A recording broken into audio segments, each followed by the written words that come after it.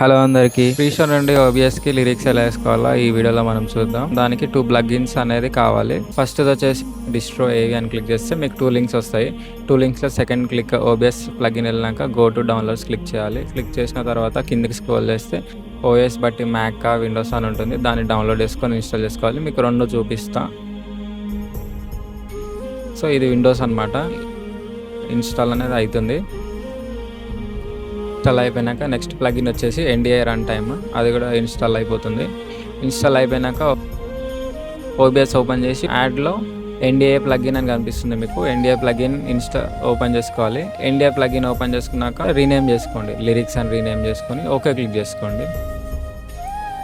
Okay click చేసిన తర్వాత మీకు NDI సోర్స్ అనేది ఏం చూపించదు, కానీ మీకు సోర్స్ కావాలి అనుకుంటే ఏం చేయాలంటే ఫ్రీషోలోకి వెళ్ళాలి.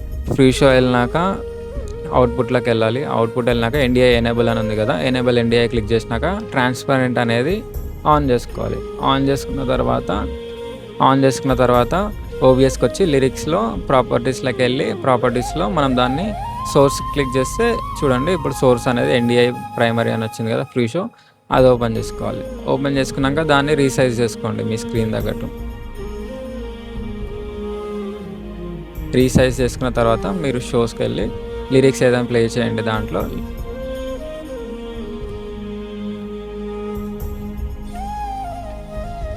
లిరిక్స్ అనేది OBSలో చూపిస్తుంది.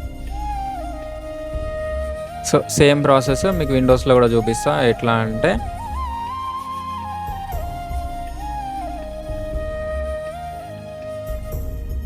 సేమ్ NDIలోకి వెళ్ళినాక సోర్స్ నేమ్లోకి వెళ్ళినాక మీరు ప్రైమరీ సెలెక్ట్ చేసుకోండి.